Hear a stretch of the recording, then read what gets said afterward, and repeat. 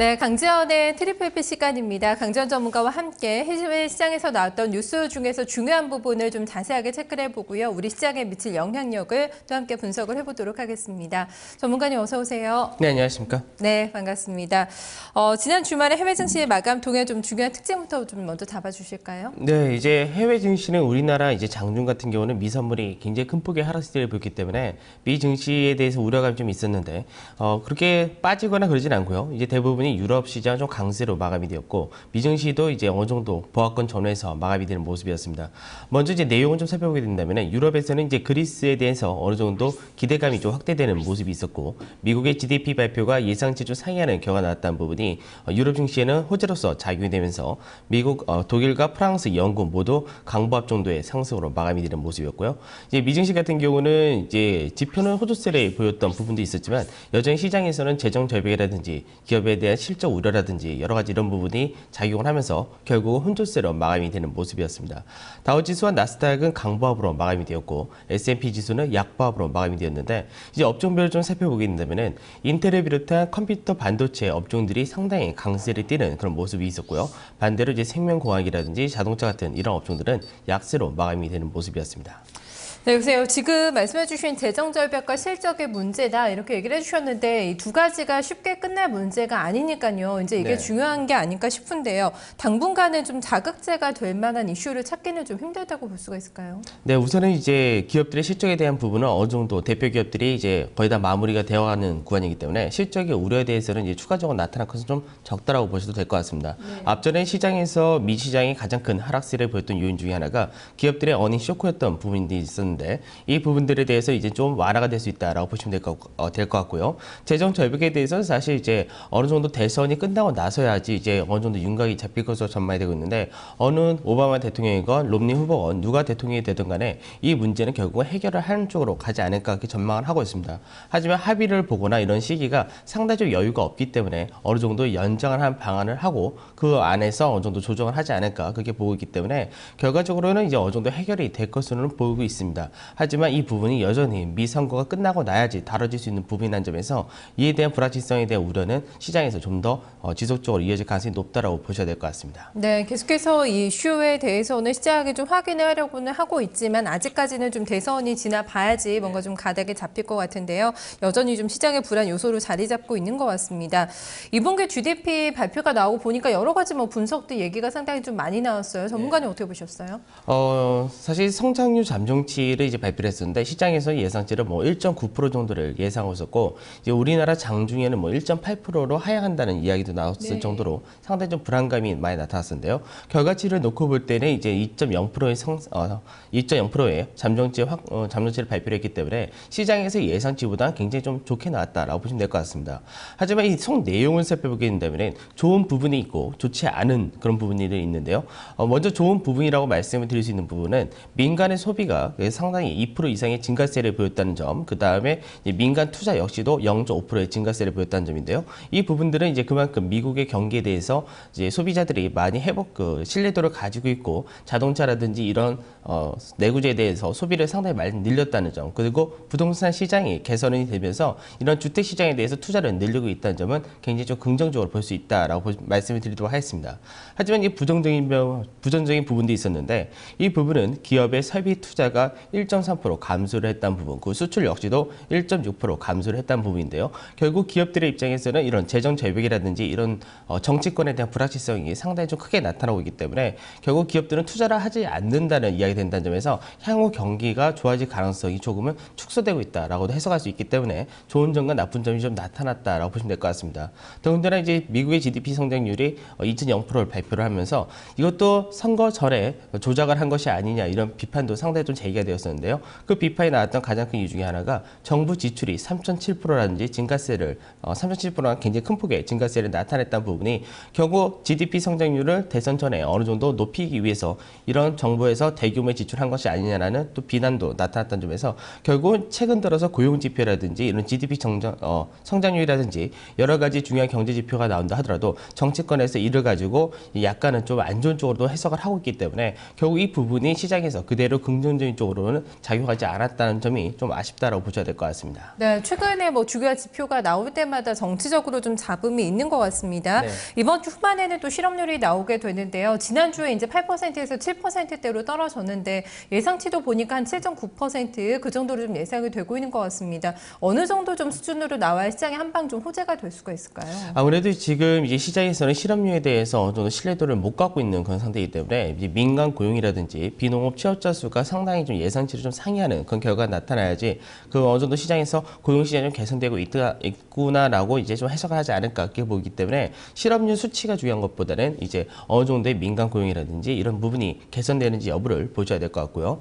그다음에 그 외적으로 이번 주에는 뭐 사실 발표된 것이 굉장히 많습니다. 뭐 실업률뿐만 아니라 이제 ISM 제조업 지수라든지 중국에서의 구매자 관리 지수 등 여러 가지 지표들이 발표가 되게 되는데 이 지표가 중요한 것은 뭐냐면은 제가 앞전에도 이제 9월 14일 날 Q3가 발표된 이후에 시장에서 바로 그 효과가 나타난 것은 10월 달의 경제 지표를 봐야지만 확인할 수 있다라고 말씀드렸기 때문에 어느 정도 시장에서 양적 완화의 효과가 실제로 나타나고 있는지를 확인할 수 있는 첫 번째 경제 지표가 이제 발표가 된다는 점에서 이 지표가 좀 양호하게 나오게 된다면은 시장에서는 기업들의 실적에 대한 부분이 이제 거의 다 해소가 되어가는 그런 시점이기 때문에 결국 경기 회복에 대한 기대감과 그 기대감이 확신으로 바뀔 수 있는 단초를 제공할 수 있다는 점에서 이 부분을 상당히 좀 중요하게 보셔야 될 것 같고 이 부분이 좋게 나오게 된다면은 그때는 증시 역시도 반등을 할 수 있는 그런 강력한 모멘텀이 될 수 있다라고 보시면 될 것 같습니다. 네, 현재로서는 좀 가장 기대할 수 있는 부분이 아닐까 싶습니다. 실업률 어느 정도 나올지 관건으로 이번 주 좀 확인해 보셔야겠습니다. 다른 쪽보다는 소비 심리는 굉장히 좀 개선이 되고 있는 모습이 나타나고 네. 있죠. 네. 이제 미국의 소비자 심리 지수 같은 경우는 예상치 83.1보다는 소폭 하회한 결과로 82.6 정도가 나타나긴 했는데요. 근데 이 수치 자체가 2007년 9월 때 이후로는 사상 최대로 높은 수치라는 점에서 그만큼 미국의 소비자들이 상당히 경기에 대해서 좀 어느 정도 이제 소비를 계속해서 할 수 있는 그 여건이 만들어지고 있다라고 보시면 될 것 같습니다. 아무래도 이제 소비자 입장에서는 가장 중요한 부분이 주택 가격이라든지 그리고 자기들이 생활하고 소비를 하는 데 있어서 얼마나 휘발유 가격이라든지 이런 부분이 상당히 많이 여파를 미치기 때문에 이 부분이 그만큼 미 시장에서는 좀 안정적으로 진행이 되고 있다는 점이고 특히나 이제 11월 달 같은 경우는 이제 소비 시즌이기 때문에 이런 부분을 놓고 본다면은 미국의 소비자 심리 지수가 좋아졌다는 부분이 결국 소비로도 이어질 가능성이 높다는 점에서 미국의 경제가 4분기에는 좀 더 회복세를 보일 가능성이 높다라고 해석할 수가 있는 부분이다라고 보시면 될 것 같습니다. 그런 측면에서 보다봐도 연말 좀 소비 시즌에서도 좀 랠리 어느 정도 기대해 볼 수가 있을까요? 네, 이제 11월 이제 말이 되게 되면은 이제 추수감사절 다음에 블랙데이가 있고요. 그 다음 주 월요일 날은 사이버 먼데이가 있기 때문에 결국 소비가 상당히 많이 일어난 시즌이라는 점에서 기대감은 여전히 높다라고 보시면 될 것 같습니다. 네, 유가 부분 좀 체크를 해주실까요? 미국에 지금 허리케인이 지금 불어닥치면서 유가에 네. 관련돼서도 여러 가지 좀 우려가 나오고 있거든요. 사실 이제 최근 들어서 주식시장의 조정을 받는 것만큼 위험 자산이라고 할 수 있는 상품 시장 역시도 조정을 상당히 많이 받고 있는 그런 모습이었는데 허리케인 여파 등으로 인해서 유가는 아주 소폭의 강보합 정도의 상승세를 보이긴 했지만 여전히 86불 정도로 최근 들어서의 하락세는 계속해서 이어지고 있는 그런 모습이고요. 그 외적으로 금이라든지 은 같은 기금속을 비롯해서 농산물 모두 지금 시장에서는 약보합적 약세 흐름이 아직까지는 이어지고 있다라고 보셔야 될 것 같습니다. 네, 이번에는 국내 시장으로 좀 넘어와 보도록 하겠습니다. 결국에는 우려하긴 했는데 1900선을 종가상으로는 이탈이 되면서요. 금요일장 상당히 좀 부진하게 마감이 됐습니다. 중요한 여기가 또 하나의 좀 전환점이 또 될 수 있지 않을까 싶거든요. 전략 잘 세워봐야 될 것 같습니다. 체크 포인트 뭘까요? 네, 아무래도 이제 지금 시장에서 1900포인트를 이탈할 만큼 사실 시장에서 뚜렷하게 악재가 나타나는 것은 사실 없었습니다. 근데 시장에서는 이제 심리적으로 상당히 좀 우려감을 많이들 가지고 있는데 왜 그러냐면 작년 8월 달에 시장에서 미국의 신용 등급이 강등이 되면서 굉장히 큰 폭의 급락세를 나타냈었기 때문에 이때에 대한 우려감이 여전히 좀 나타났다라고 보셔야 될 것 같습니다. 즉 시장에서는 수급이 이제 상당히 좀 안 좋았던 부분도 있었지만 수급이 정말 지수가 1900포인트를 이탈할 만큼 급락이 나올 만큼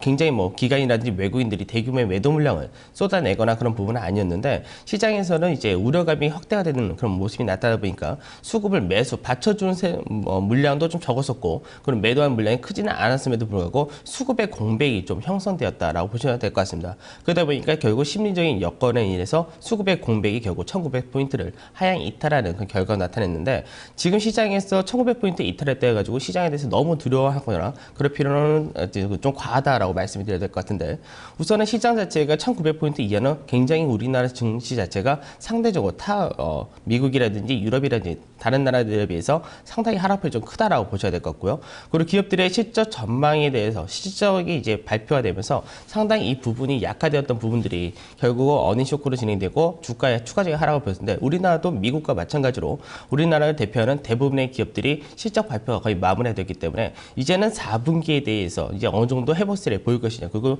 해외 미국이라든지 중국 같은 이런 나라들이 이제 얼만큼 경기 회복세를 보이냐에 따라서 결국 우리나라 증시도 다시금 방향을 잡을 것으로 전망을 하고 있습니다.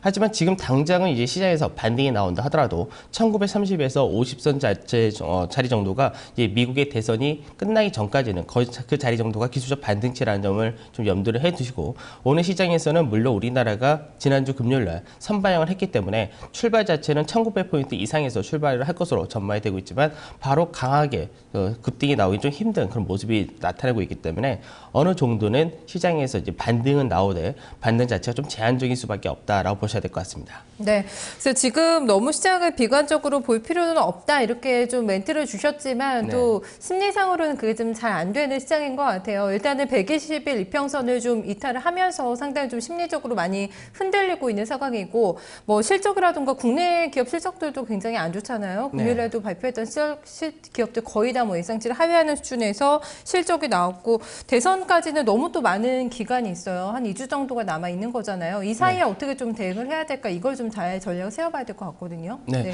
우선은 지금 현재 시장에서 미 대선이 어떻게 결과가 나올지는 모르고, 사실 오바마 대통령이 될지 롬니 후보가 될지 그것도 아직까지 누가 어느 예상한 것 자체가 상당히 힘들기 때문에 이 부분에 대해서 불확실성이 여전히 높다고 볼 수 있을 것 같습니다. 하지만 대선이 끝나고 나야지 어느 정도 시장에서 가장 우려하고 있는 재정 절벽에 대한 문제를 좀 다룰 수 있다는 점에서 결국은 시장에서 지금의 구간이 결국 이제 미 재정 절벽이라는 부분은 이제 시간은 좀 걸린다 하더라도 합의가 될 것으로 대부분 전망을 하고 있기 때문에 결국은 시간이 걸린다 할 때 이 불확실성이 오히려 어느 정도 시장을 좀 길게 봤을 때는 매수할 수 있는 기회다라고 보실 수도 있을 것 같고요. 그리고 시장에서 어느 정도 지금 우리나라 시장이 앞전처럼 다시 1800포인트를 하회하거나 그런 모습이 나타나기에는 해외 시장이 너무나 견조한 흐름을 보이고 있기 때문에 거기까지 좀 우려가 좀 이하까지 내려간다고 생각하는 것은 우려를 좀 과하다라고 말씀을 드린 겁니다.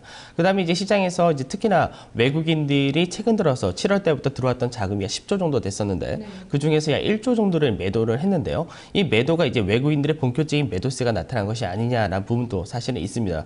근데 이 부분에서 가장 크게 주목을 하고 있는 부분이 바로 원달러 환율인데, 환율 같은 경우는 1,100원이라는 선을 이제 이탈하자마자 시장에서는 여기 외국인들이 매도를 할 수 있는 본격적인 구간이다라고도 이야기를 하고 있지만 실제로 추가 하락 가능성이 그렇게 높지만은 않다라고 말씀을 드려야 될 것 같고요. 그럼 외국인들이 매도세를 보이긴 했지만 이 자금들이 실제로 국외로 유출하는 흐름이 없다는 점, 그리고 신흥국의 주식형 펀드 같은 경우는 7조 연속 자금이 계속해서 유입이 되고 있는 그런 상태이기 때문에 결국은 시장에서 외국인들이 주식은 매도를 하지만 어느 정도 불확실성 때문에 인해서 그냥 이 자금을 유출하지 않고 그대로 대기를 하고 있다는 점은 시장에서 어떤 불확실성이 좀 해소되는 그런 흐름이 나타난다면은 이 자금은 언제든 다시 들어올 수 있는 그런 자금이다라는 성격을 가지고 있다는 점에서 시장에서 불확실성이 좀 해소될 때 결국 증시는 방향을 잡아줄 가능성이 높다라고 보시면 될 것 같습니다. 네, 외국인 자금이 빠져나가는 게 아니라요. 이탈되는 게 아니라 지금 이제 고여 있다는 부분, 이 부분에 있어서 언제든지 매수 가능성이 있다는 점 열어둬야 될 것 같습니다.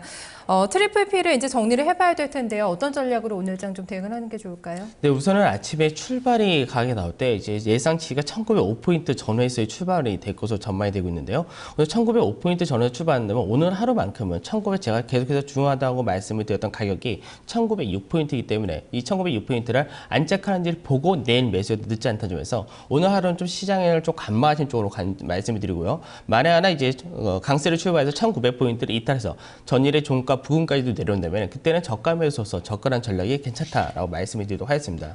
그래서 이제 시장에서는 여전히 제가 매수하는 관점이 미국의 소비 랠리라든지 이런 부분을 볼 때 IT에 대해서 관심을 계속해서 가지시라고 말씀을 드리고 있기 때문에 이들 섹터에 대해서는 하락을 보이게 될 때마다 오히려 분할 매수로서 계속 접근을 하신 쪽으로 말씀을 드리도록 하고요. 그래서 최근 들어서 이 낙폭과대주가 상당히 많습니다. 근데 실적을 발표한 낙폭과대주 같은 경우는 어느 정도 실적에 대한 여파를 충분히 받았다는 점에서 이들 섹터에 대해서는 분할 매수로 이제 단기적인 트레이딩으로서 접근하셔도 되겠다라고 말씀을 드리도록 하겠습니다. 네, 조금 더 좁혀볼까요? 어떤 어떤 쪽에 접근 가능한 종목이라고 보세요? 네, 오늘은 이제 IT 섹터에서 자화전자라는 종목을 말씀을 드리도록 하겠는데요. 최근 들어서 삼성전자가 이제 계속해서 카메라 모듈 쪽을 800만 화소 이상의 종목, 그 기기로서 계속해서 변경을 하고 있는 그런 상태이기 때문에 이런 고화질 카메라에 대한 수혜를 받을 수 있는 종목이 바로 자화전자라는 측면에서 자화전자를 이제 보는 쪽으로 말씀을 드리도록 하겠습니다. 네. 가격도 한번 좀 봐주실까요? 어떻게 트레이딩 할까요? 차트를 보면서 바로 말씀을 드리도록 했는데요. 이제 자화전자를 보게 된다면은 이제 단기간에 자화전자는 박스권을 약 3개월 가까이 보이고 나서 그리고 나서 이제 돌파가 나온 그런 케이스입니다. 근데 이 박스권을 돌파한 이후에는 GTS를 받게 되는데요. 이 GTS를 받는 가격대가 12,950원에서 13,450원이기 때문에 이 자리를 금요일날 살짝 주고 가긴 했는데 오늘이나 내일 한 번 정도 더 주게 된다면은 이 가격대에서 매수를 하신 전략으로 말씀을 드리도록 하고요. 손절가로서는 이제 박스권의 상단 자리를 이탈이 된다면 그때는 상당히 좀 안 좋은 그림이 될 수 있기 때문에 손절가는 12,800원을 조금 짧게 잡도록 하고 목표가로서는 15,400원을 제시해 드리도록 하겠습니다. 네, 알겠습니다. 자화전자 고맙습니다. 네, 감사합니다. 네, 강재원 전문가와 함께 오늘장 전략에 대해서 또 힌트를 얻어봤습니다. 잠시 후에 모닝쇼 다시 찾아뵙겠습니다. 토마토 TV